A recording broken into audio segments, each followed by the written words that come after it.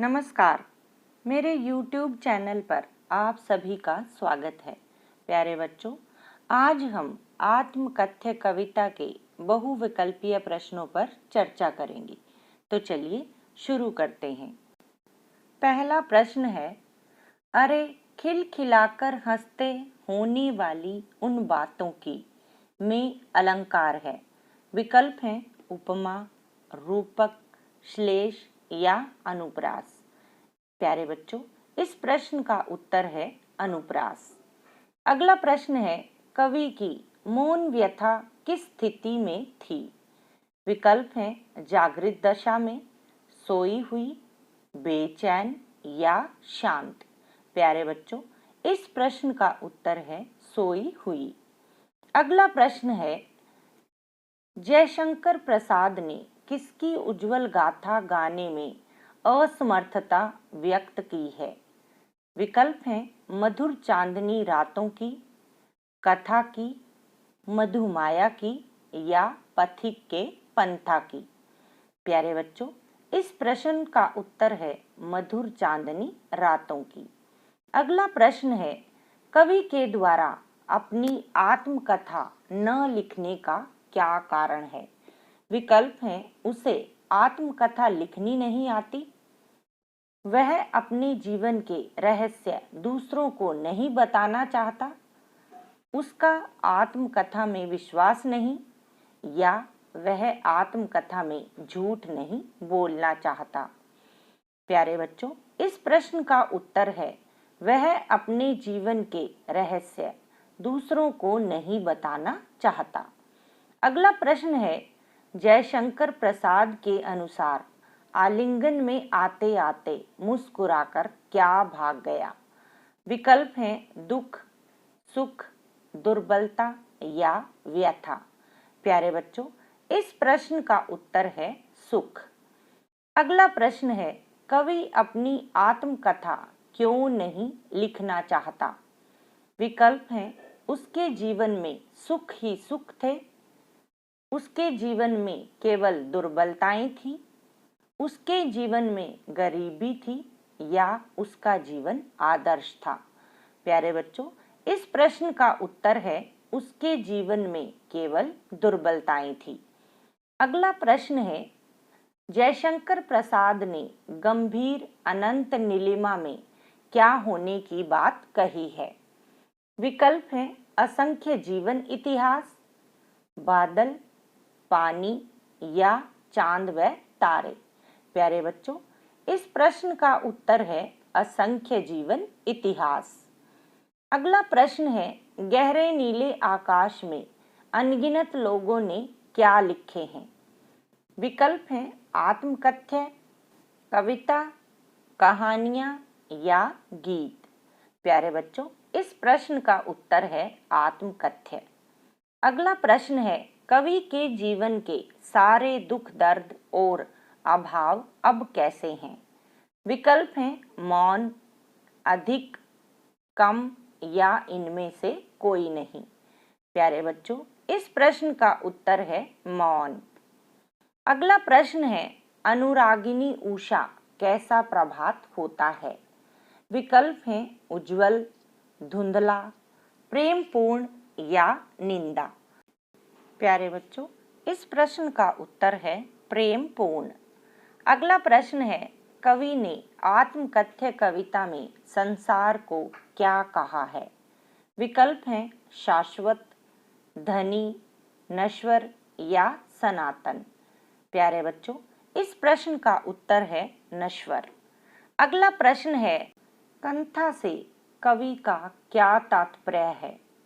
विकल्प हैं कंथा, अंतर्मन, कर्म या मन। प्यारे बच्चों, कंथा से कवि का तात्पर्य अंतर्मन से है। अगला प्रश्न है, कौन अपनी कहानी गुनगुनाकर कह जाता है? विकल्प हैं केकी, कीर, चातक या मधुप।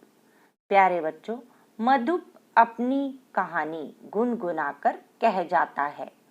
अगला प्रश्न है, जयशंकर प्रसाद का देहांत किस सन में हुआ?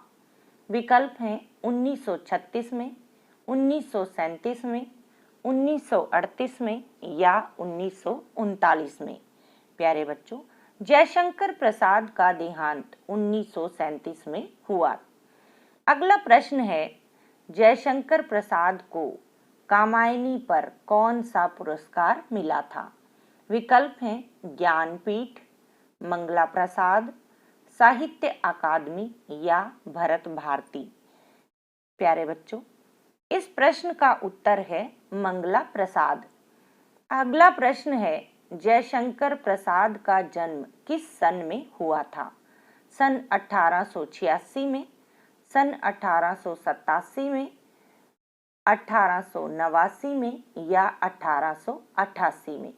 प्यारे बच्चों, इस प्रश्न का उत्तर है 1889 में। अगला प्रश्न है, जयशंकर प्रसाद किस काव्य धारा के कवि थे?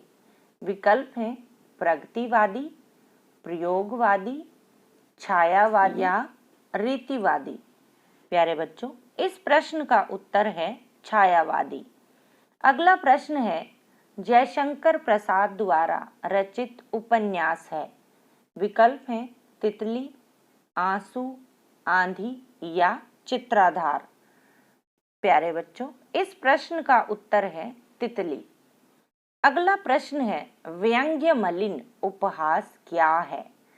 विकल्प हैं खराब ढंग से निंदा करना, किसी की हंसी उड़ाना, किसी पर दोष लगाना या अनुचित रूप से अधिकार जमाना।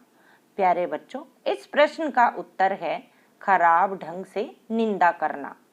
अगला प्रश्न है, आत्मकथ्य कविता पहली बार किस पत्रिका के आत्मकथा विशेषांक में प्रकाशित हुई थी?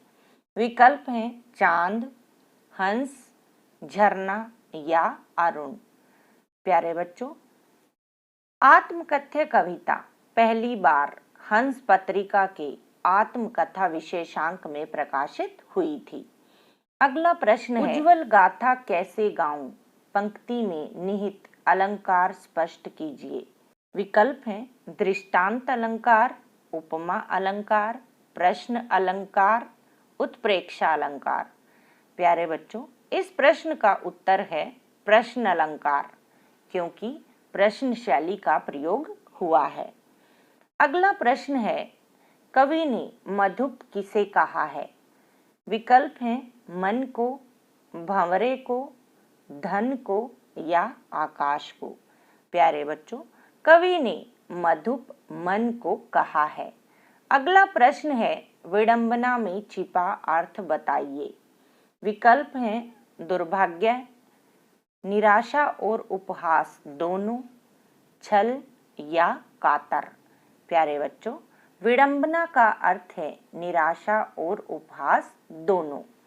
अगला प्रश्न है, सीवन उधेड़ना का क्या अर्थ है? विकल्प हैं सीवन खोलना, टांके तोड़ना, जीवन के रहस्य जानना या सिलाई काटना। प्यारे बच्चों, इस प्रश्न का उत्तर है जीवन के रहस्य जानना। अगला प्रश्न है, कवि अपने जीवन की सुखद स्मृति को किस रूप में देखता है? विकल्प हैं पाथ्य अर्थात जीवन का एक सहारा, दुखी कर देने वाले पल के रूप में या अपनी पत्नी के रूप में या अपनी प्रेयसी के रूप में। प्यारे बच्चों, इस प्रश्न का उत्तर है पाथ्य अर्थात जीवन का एक सहारा के रूप में। अगला प्रश्न है, कवि ने मधुर चांदनी किसे कहा है? अपने जीवन की मीठी यादों को, सुबह में चांद रात को, आनंददायक रात को या जीवन की खुशी को। प्यारे बच्चों, कवि ने मधुर चांदनी अपने जीवन की मीठी यादों को कहा है। अगला प्रश्न है, कवि अपने जीवन के किन अनुभवों को सबसे बांटना नहीं चाहते हैं? विकल्प हैं सार्वजनिक, मधुर, पारिवारिक या निजी। प्यारे बच्चों, कवि अपने निजी अनुभवों को सबसे बांटना नहीं चाहते हैं। अगला प्रश्न है, कवि ने अपने मन को किसका रूप दिया है? विकल्प हैं भंवरे का, गीतकार का, कोयल का या इनमें से कोई नहीं। प्यारे बच्चों, कवि ने अपने मन को भंवरे का रूप दिया है। अगला प्रश्न है, कवि की पत्नी की मृत्यु कब हुई? विकल्प हैं युवावस्था में या वृद्धावस्था में। प्यारे बच्चों, इस प्रश्न का उत्तर है युवावस्था में।